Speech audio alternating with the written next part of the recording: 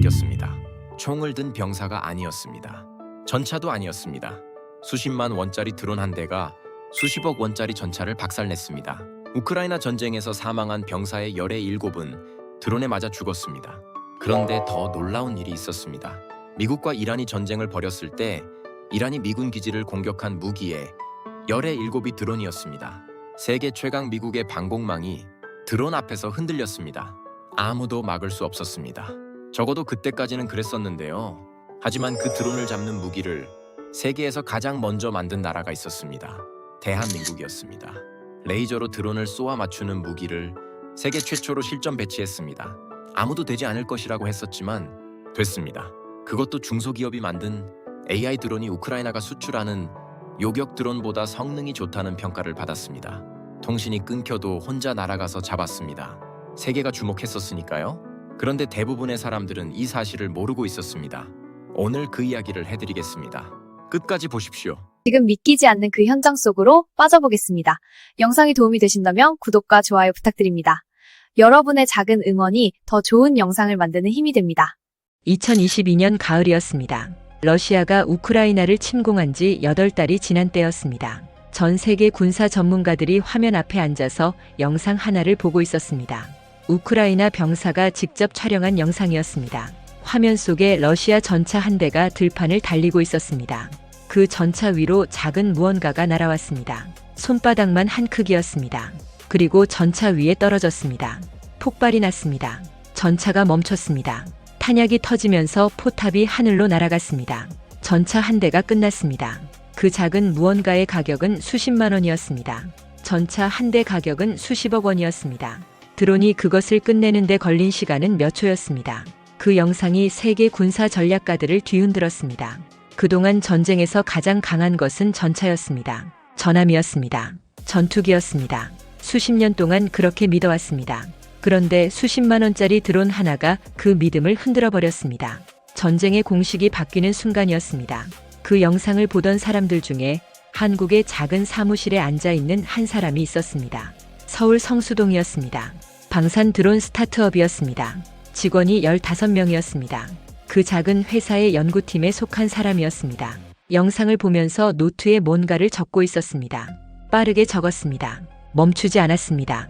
옆에 앉아있던 팀원이 물었습니다. 뭘 적어요? 그 사람이 말했습니다. 저 드론의 약점입니다. 팀원이 다시 물었습니다. 약점이요? 그 사람이 고개를 끄덕이면서 말했습니다. 저건 사람이 조종합니다. 통신이 끊기면 못 씁니다. 전파 방해를 걸면 됩니다. 그러면 저 드론은 그냥 쇳덩어리입니다. 팀원이 말했습니다. 그러면 전파 방해를 막으면 되는 거 아닙니까? 그 사람이 말했습니다.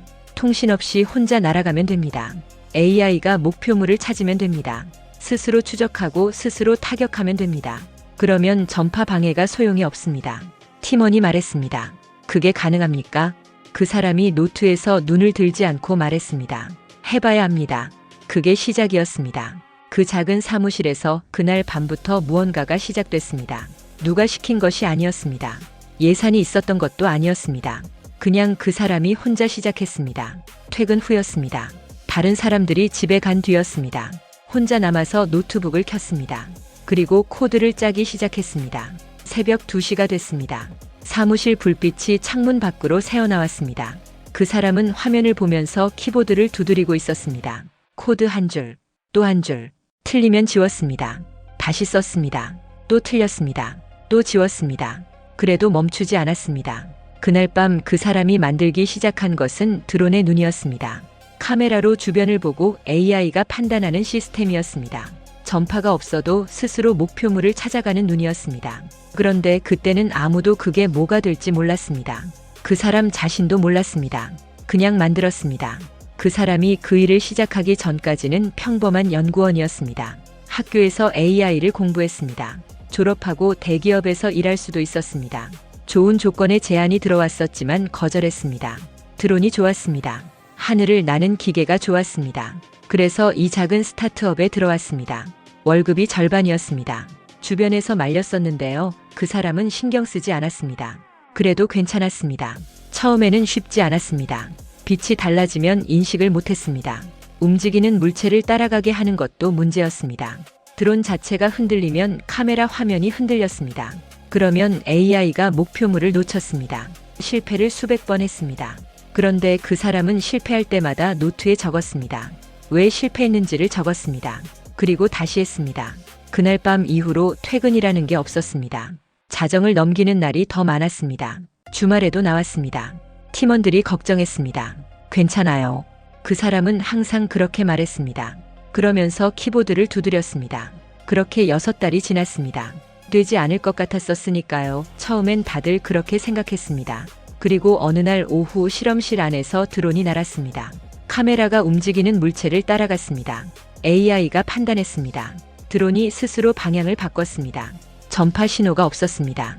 그런데 드론이 목표물을 쫓아갔습니다. 그 사람은 그 장면을 보면서 아무 말도 하지 않았습니다. 팀원이 물었습니다. 됐어요. 그 사람이 고개를 끄덕였습니다. 됐습니다. 하지만 그게 끝이 아니었습니다. 실험실 안에서 되는 것과 실전에서 되는 것은 달랐습니다. 다음 단계가 기다리고 있었습니다. 그리고 그 다음 단계에서 이 사람은 생각지도 못한 문제와 마주치게 됩니다. 데이터를 모으는데 2달이 걸렸습니다. 드론 비행 영상 3,000개. 처음엔 이 정도면 충분할 것이라고 생각했었지만 현실은 달랐습니다. 새 비행 영상 2,000개. 그리고 그것을 AI에게 가르쳤습니다. 이게 드론이다. 이건 새다. 수천 번 반복했습니다. AI는 천천히 배웠습니다. 처음에는 자꾸 틀렸습니다. 그러다가 조금씩 맞히기 시작했습니다. 10번 중 6번.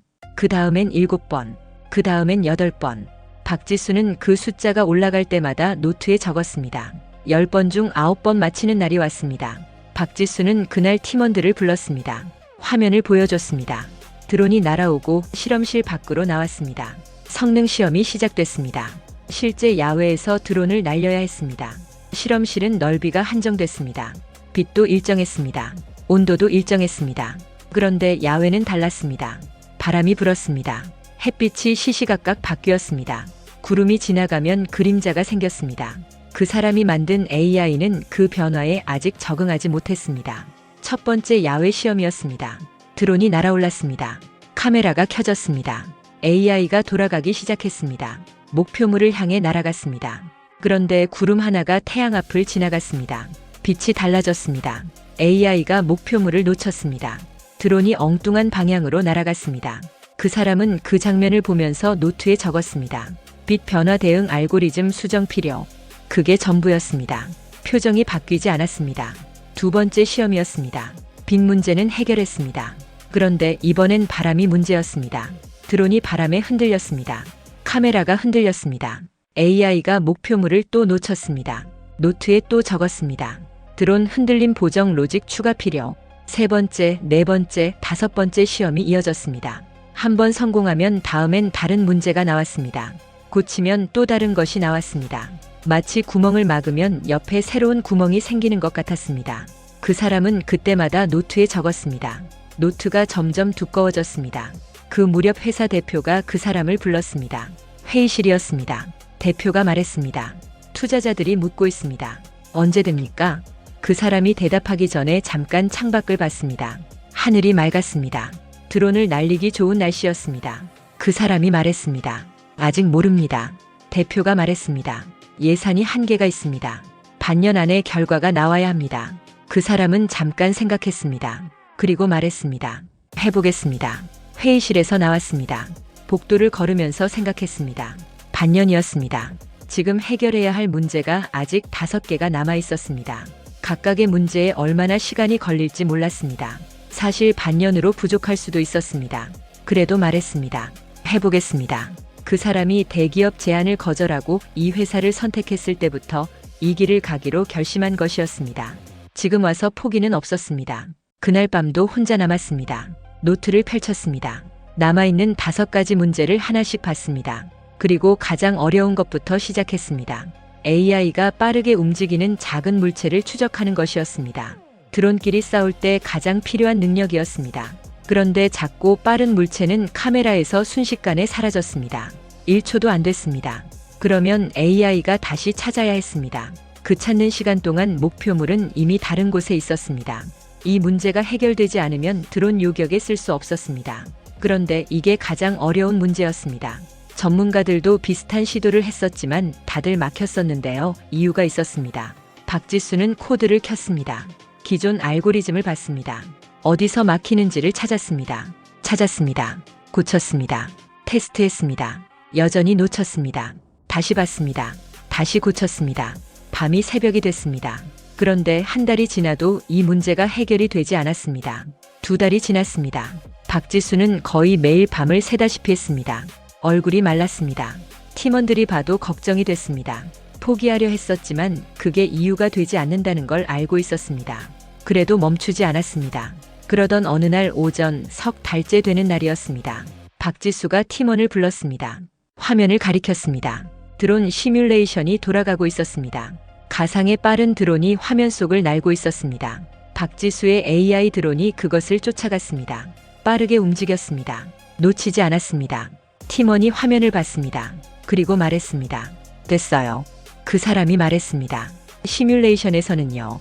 시뮬레이션과 실제는 달랐습니다. 하지만 시뮬레이션이 됐다는 것은 방향이 맞다는 뜻이었습니다. 다음은 실제 야외에서 테스트해야 했습니다. 그런데 그 테스트에서 예상치 못한 일이 생기게 됩니다. 그 일이 이 프로젝트를 완전히 다른 방향으로 바꿔버렸습니다. 그 사람은 그날 밤 집에 가지 않았습니다. 사무실 소파에서 잠깐 눈을 붙였습니다. 2시간쯤 잤습니다. 그리고 다시 일어나서 노트북을 켰습니다. 아직 해야 할 것들이 남아 있었습니다. 창밖이 밝아오고 있었습니다. 서울 성수동 아침이었습니다. 사람들이 출근하기 시작했습니다. 박지수는 벌써 몇 시간째 앉아 있었습니다. 커피를 한 잔 뽑았습니다. 마시면서 화면을 봤습니다. 오늘도 테스트가 있었습니다. 야외 테스트 날이었습니다. 경기도 외곽이었습니다. 넓은 공터였습니다. 드론 시험장이었습니다. 박지수의 팀원 3명이 함께 나왔습니다. 드론을 세팅했습니다. 카메라를 점검했습니다. AI 시스템을 켰습니다. 이번 목표물은 빠르게 날아가는 소형 드론 하나였습니다. 시속 200km로 날아가는 드론이었습니다. 그것을 박지수의 드론이 추적해서 격추하는 시험이었습니다. 아직 이름이 없었습니다. 그냥 프로토타입 드론이었습니다. 12번째 버전이었습니다. 드론이 날아올랐습니다. 순식간이었습니다. 박지수가 설계한 AI가 켜졌습니다. 목표 드론을 찾았습니다. 쫓아갔습니다.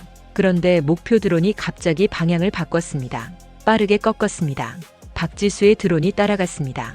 잘 따라갔습니다. 그런데 목표 드론이 또 방향을 바꿨습니다. 이번엔 급강하였습니다. 낮게 내려갔습니다. 그러자 배경이 땅으로 바뀌었습니다. 하늘 배경에서 땅 배경으로 갑자기 바뀐 것이었습니다. AI가 혼란스러워했습니다. 목표물을 놓쳤습니다. 박지수는 그 장면을 보면서 잠깐 말이 없었습니다. 팀원이 말했습니다. 또 배경 문제네요. 박지수가 고개를 끄덕였습니다. 그리고 노트를 꺼냈습니다. 적었습니다. 배경 변화 시 목표 유지 알고리즘. 그게 전부였습니다. 그런데 그날 시험이 끝나고 돌아오는 차 안에서 이상한 일이 생겼습니다. 팀원 중 한 명이 말했습니다. 저 오늘 이상한 거 봤는데요. 박지수가 물었습니다. 뭐요? 팀원이 말했습니다. 드론이 목표물을 놓쳤을 때 잠깐이지만 다른 물체를 목표로 잡았습니다. 박지수가 물었습니다. 무슨 물체요? 팀원이 말했습니다. 새였습니다. 하늘을 날던 새요. 박지수는 잠깐 생각했습니다. 새를 목표로 잡았다는 것. 그건 문제였습니다. 실전에서 드론이 적 드론을 놓치고 새를 쫓아간다면 그냥 끝이었습니다. 그런데 박지수는 그 이야기를 들으면서 오히려 뭔가를 느꼈습니다. 팀원이 말했습니다. 큰일이네요. 박지수가 말했습니다. 아닐 수도 있습니다. 팀원이 물었습니다. 무슨 뜻이에요? 박지수가 말했습니다. 드론이 새를 목표로 잡았다는 건 AI가 날아가는 물체를 인식했다는 뜻입니다. 새도 인식한다면 드론도 인식합니다. 문제는 드론과 새를 구분하는 거예요. 팀원이 잠깐 생각했습니다. 그리고 말했습니다. 그러면 구분만 하면 되는 거 아닙니까? 박지수가 고개를 끄덕였습니다. 그렇습니다. 그게 다음 문제입니다. 차가 회사로 돌아왔습니다. 차 안에서 박지수는 말이 없었습니다. 창밖을 보고 있었습니다. 팀원들은 그 사람이 뭔가를 생각하고 있다는 걸 알았습니다. 그 표정이 낯설지 않았었는데요. 문제를 풀고 있을 때 항상 그런 표정을 지었습니다. 박지수는 내리자마자 사무실로 올라갔습니다. 노트를 폈습니다. 오늘 새로 생긴 문제를 적었습니다. 그리고 그 옆에 적었습니다. 이게 해결되면 더 강해진다. 박지수는 문제를 보면서 두려워하지 않았습니다. 무서웠었지만 그게 이유가 되지 않는다는 걸 알고 있었습니다. 오히려 문제가 생길 때마다 더 강해지는 사람이었습니다. 이 사람의 이름은 박지수였습니다. 연세대학교 AI 학과를 나온 뒤 방산 드론 스타트업에 들어왔습니다. 33살이었습니다. 이 사람이 오늘 이야기의 주인공입니다. 박지수는 그날 밤 또 혼자 남았습니다. 새와 드론을 구분하는 문제를 붙잡았습니다. 처음 보면 단순한 문제 같았지만 실제로는 쉽지 않은 문제였습니다. 드론은 빠르게 날았습니다.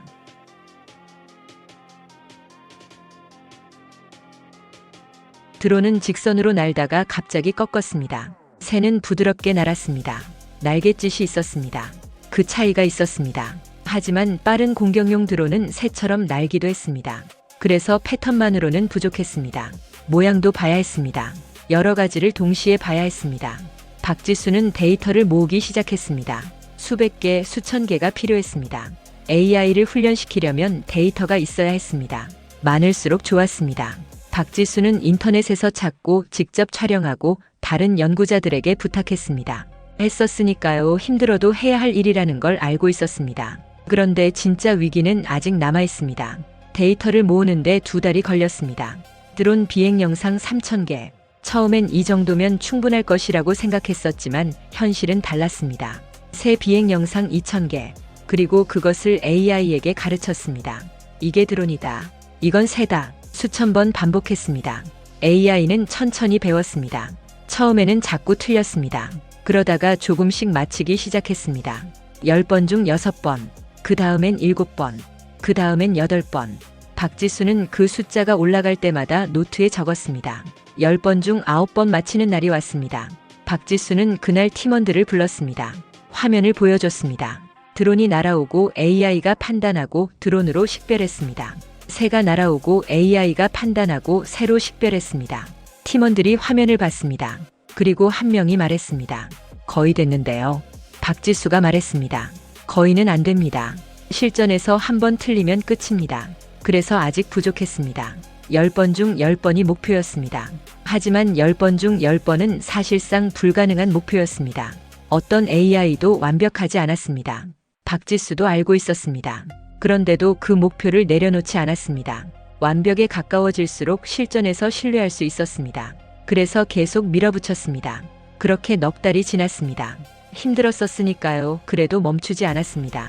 반년의 기한 중에 넉 달이 지났습니다. 남은 것은 2달이었습니다. 그런데 아직 가장 중요한 문제 하나가 남아 있었습니다. 속도였습니다. AI가 판단하는 데 시간이 걸렸습니다. 드론이 날아오면 AI가 인식하고 판단하고 반응하는 데 시간이 걸렸습니다. 그 시간이 몇 초였습니다. 실전에서는 몇 초가 너무 길었습니다. 빠른 드론은 그 몇 초 사이에 이미 지나가 버렸습니다. 박지수는 그 문제를 붙잡았습니다. 쉽게 해결될 거라고 생각했었는데 그렇지 않았습니다. AI 연산 속도를 높여야 했습니다. 그런데 연산 속도를 높이려면 더 좋은 칩이 필요했습니다. 더 좋은 칩은 더 무거웠습니다. 무거우면 드론이 오래 못 날았습니다. 이게 딜레마였습니다. 가볍고 빠른 것, 2가지를 동시에 잡아야 했습니다. 그런데 기존 방식으로는 둘 다 잡을 수가 없었습니다. 뭔가 다른 방법이 필요했습니다. 박지수는 그 방법을 찾기 위해 관련 논문을 뒤졌습니다. 국내 논문, 해외 논문, 학회 자료들을 다 봤습니다. 그러다가 하나를 발견했습니다. 미국의 한 대학원생이 쓴 논문이었습니다. 내용은 이랬습니다. AI가 판단하는 과정을 줄이는 것이 아니라 판단해야 할 정보 자체를 줄이면 연산이 빨라진다는 내용이었습니다. 전체 화면을 보는 게 아니라 필요한 부분만 잘라서 보면 됐습니다. 그렇게 하면 같은 칩으로 훨씬 빠르게 판단할 수 있었습니다.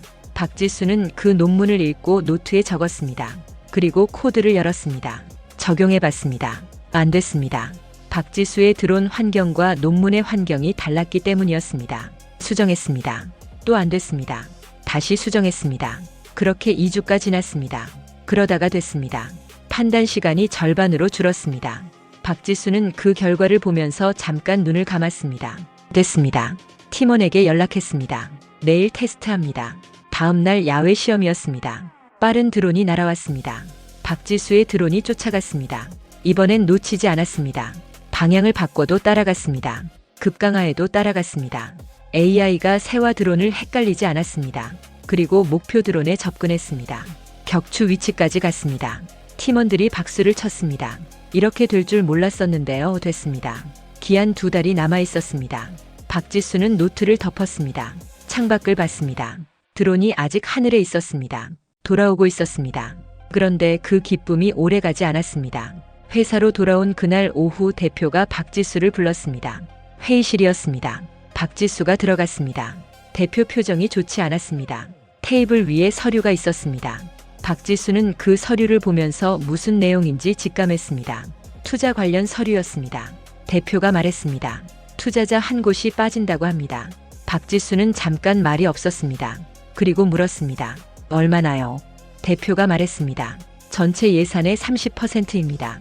박지수는 그 숫자를 들으면서 계산을 했습니다. 30%. 그러면 다음 단계를 진행하기 어려웠습니다. 정부 인증 시험에 필요한 비용이 있었습니다. 장비가 필요했습니다. 인력이 필요했습니다. 그 비용이 사라지는 것이었습니다. 박지수는 회의실에서 나왔습니다. 복도에 혼자 서 있었습니다. 아무도 없었습니다. 박지수는 잠깐 눈을 감았습니다. 30%. 그 숫자가 머릿속을 맴돌았습니다. 정부 인증 시험 비용, 추가 장비 구매 비용, 인건비. 박지수는 계산했습니다. 남은 예산으로는 인증 시험을 절반도 진행하기 어려웠습니다. 그 말은 이 드론이 군에 납품될 수 없다는 뜻이었습니다. 아무리 기술이 좋아도 인증이 없으면 쓸 수 없었습니다. 박지수는 자리로 돌아왔습니다. 노트를 꺼냈습니다. 그리고 현재 남은 예산을 적었습니다. 필요한 비용을 적었습니다. 둘을 비교했습니다.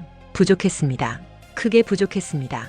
박지수는 그 숫자들을 한동안 봤습니다. 그리고 노트를 덮었습니다. 다음 날부터 박지수는 투자자를 찾기 시작했습니다. 직접 발로 뛰었습니다. 벤처 캐피털을 찾아갔습니다. 방산 관련 투자사를 찾아갔습니다. 발표 자료를 만들었습니다. 드론 시연 영상을 담았습니다. 야외 테스트에서 성공한 장면이었습니다. 빠른 드론을 쫓아가서 격추 위치까지 가는 장면이었습니다. 박지수는 그 영상이 보는 사람에게 충분히 인상적일 것이라고 생각했습니다. 첫 번째 미팅이었습니다. 벤처 캐피털 심사역이 영상을 봤습니다. 관심 있어 보였습니다. 그런데 마지막에 물었습니다. 정부 인증은 됐습니까? 박지수가 말했습니다. 아직 진행 중입니다. 심사역이 말했습니다. 인증 없이는 투자하기 어렵습니다. 군 납품 가능성이 불확실하니까요. 박지수는 그 말을 듣고 잠깐 생각했습니다. 인증을 받으려면 돈이 필요했습니다. 돈을 받으려면 인증이 필요했습니다. 닭이 먼저냐 달걀이 먼저냐 같은 이야기였습니다. 두 번째 미팅도 마찬가지였습니다. 세 번째 미팅도 마찬가지였습니다. 기술력은 인정받았습니다. 하지만 투자로 이어지지 않았습니다. 인증이 없다는 게 이유였습니다. 박지수는 미팅을 마치고 나올 때마다 노트에 적었습니다. 오늘 거절, 이유, 그리고 다음에 어떻게 할지를 적었습니다. 포기하지 않았습니다. 거절당할 때마다 다음 방법을 찾았습니다. 그런데 한 달이 지나도 투자가 들어오지 않았습니다. 예산이 줄어들고 있었습니다. 팀원들도 눈치를 채기 시작했습니다. 어느 날 팀원 한 명이 박지수에게 물었습니다. 괜찮아요. 박지수가 말했습니다. 괜찮습니다. 찾고 있습니다. 팀원이 말했습니다. 다른 회사에서 연락이 왔습니다. 좋은 조건이었습니다. 가도 됩니까? 박지수는 잠깐 그 팀원을 봤습니다. 그리고 말했습니다. 본인이 결정하십시오. 저는 여기 있겠습니다. 팀원이 일주일 뒤에 회사를 나갔습니다. 그리고 또 한 명이 나갔습니다. 15명이었던 팀이 11명이 됐습니다. 박지수는 그 상황을 보면서 말이 없었습니다. 노트를 꺼냈습니다. 지금 남은 인원, 지금 남은 예산, 지금 남은 시간, 3가지를 적었습니다. 그리고 생각했습니다. 이 3가지로 할 수 있는 것이 무엇인지. 그때 박지수 머릿속에 한 가지가 떠올랐습니다. 정부 지원 사업이었습니다. 방위사업청에서 드론 개발 스타트업을 지원하는 프로그램이 있었습니다. 예전에 지원했었는데요. 그때는 기술이 부족하다는 이유로 떨어졌었습니다. 그런데 지금은 달랐습니다. 지금은 기술이 있었습니다. 야외 시험도 성공했습니다. 지금 지원하면 가능성이 있었습니다. 박지수는 그날 밤 지원서를 쓰기 시작했습니다. 기술 설명서를 썼습니다. 시험 결과를 정리했습니다. 영상 자료를 편집했습니다. 새벽 2시였습니다. 3시였습니다. 그래도 멈추지 않았습니다. 이 지원서가 마지막 기회라는 걸 알고 있었습니다. 제출 마감은 사흘 뒤였습니다. 박지수는 사흘 동안 지원서를 다듬었습니다. 팀원들에게 검토를 부탁했습니다. 수정했습니다. 다시 검토했습니다. 다시 수정했습니다. 그리고 마감 당일 제출했습니다. 결과는 3주 뒤에 나왔습니다. 박지수는 그 3주 동안 다른 일을 했습니다. 기다리면서 아무것도 안 하는 건 그 사람의 방식이 아니었습니다. 드론 성능을 계속 개선했습니다. 더 나은 알고리즘을 만들었습니다. 노트에 적었습니다. 그리고 기다렸습니다. 3주가 지났습니다. 박지수 휴대폰에 문자 메시지가 왔습니다. 방위사업청이었습니다.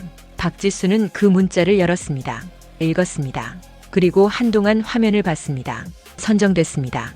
방위사업청 드론 개발 지원 사업에 선정된 것이었습니다. 지원금이 나왔습니다. 정부 인증 시험을 진행할 수 있는 금액이었습니다. 박지수는 그 문자를 다시 읽었습니다. 또 읽었습니다. 맞게 읽은 것이었습니다. 박지수는 대표에게 전화를 했습니다. 됐습니다. 대표가 말했습니다. 정말이요? 박지수가 말했습니다. 됐습니다. 전화를 끊고 박지수는 잠깐 자리에 앉아 있었습니다. 창밖을 봤습니다. 서울 성수동 하늘이었습니다. 구름이 없었습니다. 맑았습니다. 드론을 날리기 좋은 날씨였습니다. 노트를 꺼냈습니다. 새 페이지를 펼쳤습니다. 그리고 적었습니다. 정부 인증 시험 준비, 시작. 박지수는 힘들었었지만 결국 방법을 찾았었으니까요. 여기서 또 멈출 이유가 없었습니다. 정부 인증 시험은 생각보다 복잡했습니다. 단순히 드론이 잘 날고 목표물을 잘 추적하는 것만으로는 부족했습니다. 처음엔 그 정도면 될 것이라고 생각했었는데 현실은 달랐습니다. 군사 장비로 쓰이려면 훨씬 많은 것들을 통과해야 했습니다. 온도 시험이 있었습니다. 영하 40도에서도 작동해야 했습니다. 영상 50도에서도 작동해야 했습니다. 충격 시험이 있었습니다. 드론이 땅에 떨어져도 핵심 부품이 살아있어야 했습니다. 전파 방해 시험이 있었습니다. 통신이 완전히 차단된 상황에서도 AI가 혼자 작동해야 했습니다. 박지수가 처음부터 목표로 했던 바로 그 기능이었습니다. 시험 항목이 12가지였습니다. 박지수는 그 12가지를 표로 만들었습니다. 어떤 항목이 현재 가능하고 어떤 항목이 아직 준비가 안 됐는지를 하나씩 적었습니다. 가능한 항목이 8개였습니다. 준비가 더 필요한 항목이 4개였습니다. 박지수는 그 4개의 동그라미를 쳤습니다. 이게 앞으로 해야 할 일이었습니다. 하지만 4개가 넘지 않는다는 보장이 없었습니다. 하나씩 해결하면서 또 새로운 문제가 나올 수 있었습니다. 온도 시험이 문제였습니다. 영하 40도에서 배터리가 급격히 성능을 잃었습니다. 드론이 날 수 있는 시간이 절반으로 줄었습니다. 이건 배터리 문제였습니다. 그래서 박지수는 배터리를 보호하는 케이스를 만들기로 했습니다. 열이 빠져나가지 않도록 막는 케이스였습니다. 가볍고 단단해야 했습니다. 박지수는 소재를 찾았습니다. 항공기에 쓰이는 소재를 찾았습니다. 가볍고 단열 효과가 있는 것을 찾았습니다. 그런데 가격이 문제였습니다. 예산 안에서 쓸 수 있는 양이 제한됐습니다. 박지수는 최소한의 소재로 최대한의 효과를 내는 구조를 설계했습니다. 며칠이 걸렸습니다. 설계하고 만들고 테스트했습니다. 안 됐습니다. 다시 설계했습니다. 다시 만들었습니다. 다시 테스트했습니다. 이번엔 됐습니다. 영하 40도에서 배터리 성능 저하가 20% 이하로 줄었습니다. 군 기준을 통과했습니다. 하나 해결됐습니다. 3개가 남았습니다. 충격 시험이 다음이었습니다. 박지수는 드론 내부 구조를 다시 설계했습니다.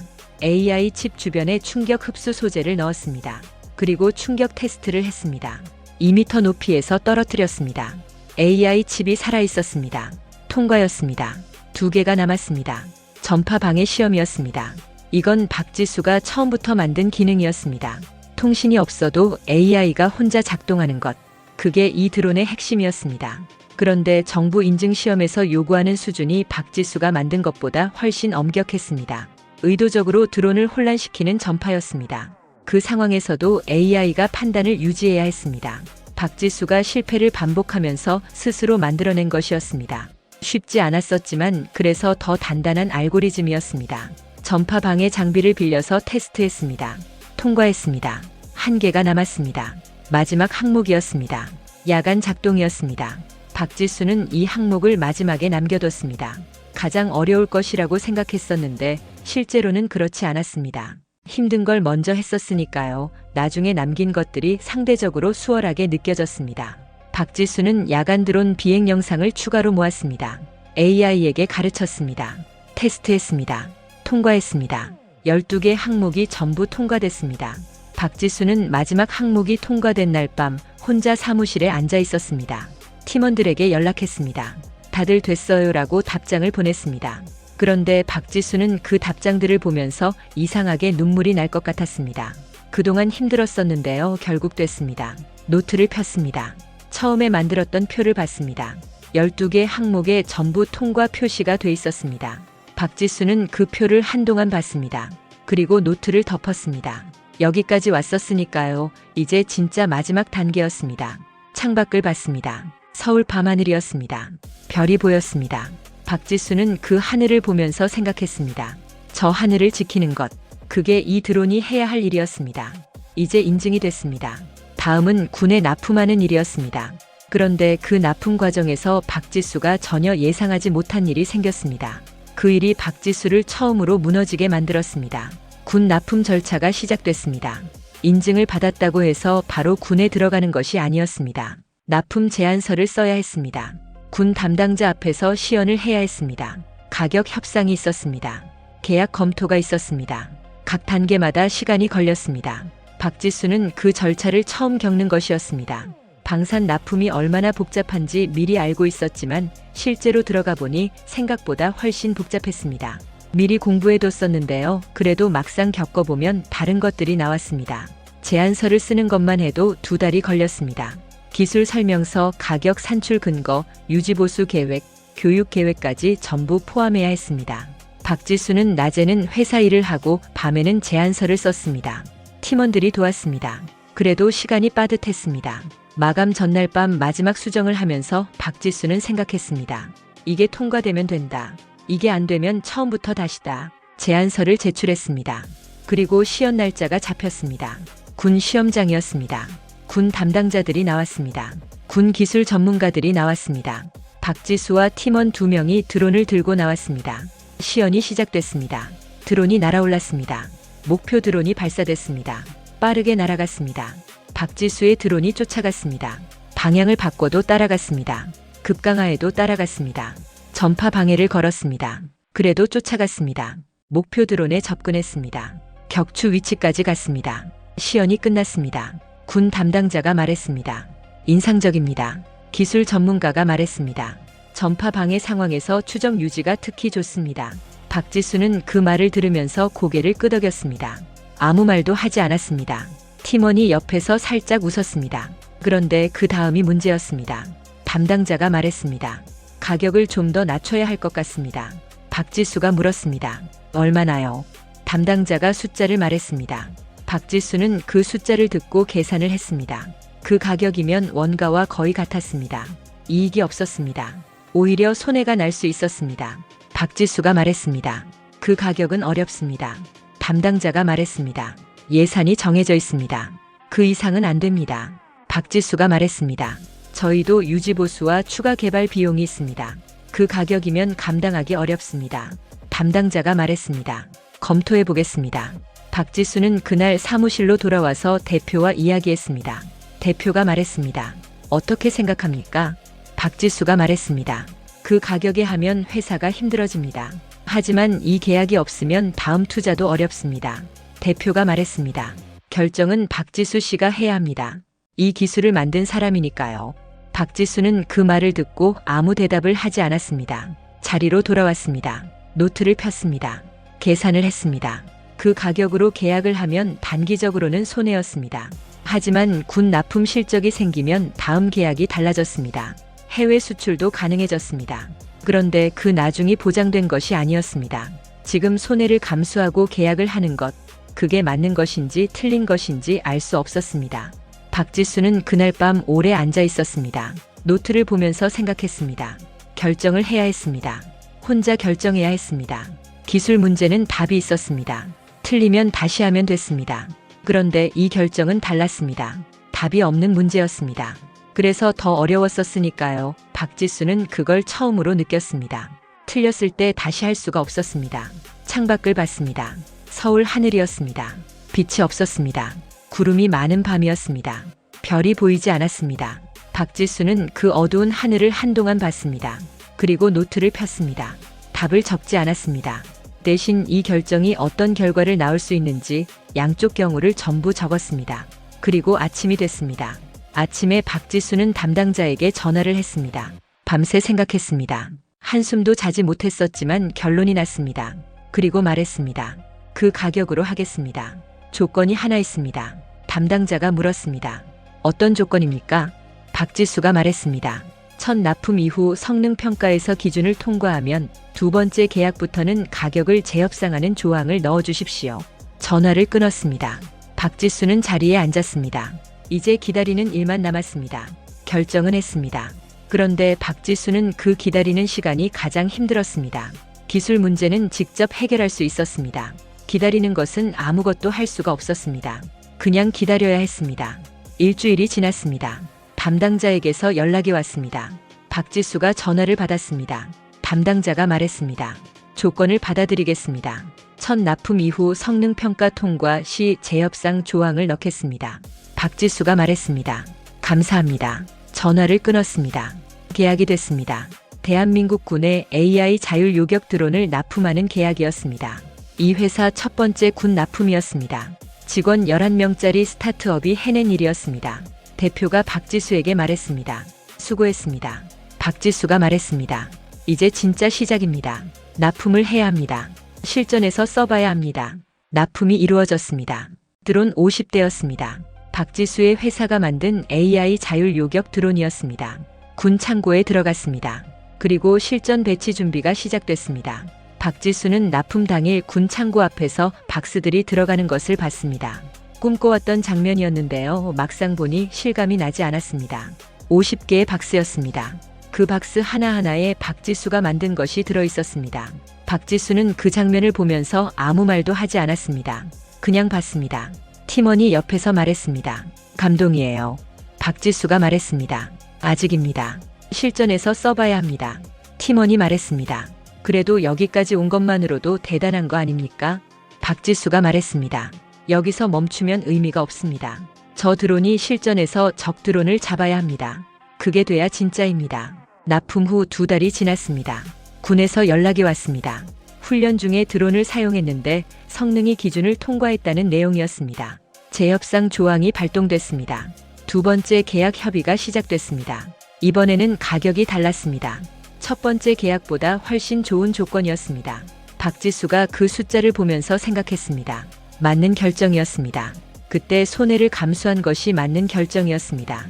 그리고 그의 말이었습니다. 박지수의 회사 이름이 언론에 나왔습니다. 국내 최초 AI 자율 요격 드론 군 납품이라는 제목이었습니다. 기사가 나왔습니다. 그 기사를 본 사람들이 연락을 해왔습니다. 해외에서도 연락이 왔습니다. 중동에서 연락이 왔습니다. 미국에서 연락이 왔습니다. 그 중에 한 곳이 수출 미팅을 요청했습니다. 박지수는 회의실에 앉았습니다. 이런 날이 올 것이라고 생각했었지만 이렇게 빨리 올 줄은 몰랐습니다. 화상이 연결됐습니다. 해외 방산 관계자였습니다. 박지수가 직접 발표를 했습니다. 드론의 기술을 설명했습니다. 전파 방해 상황에서도 작동하는 것을 영상으로 보여줬습니다. 해외 관계자가 물었습니다. 이게 진짜 통신 없이 AI 혼자 작동하는 겁니까? 박지수가 말했습니다. 그렇습니다. 어떤 전파 방해에도 영향을 받지 않습니다. 관계자가 말했습니다. 우리가 찾던 것이 이겁니다. 박지수는 그 말을 들으면서 속으로 생각했습니다. 됐습니다.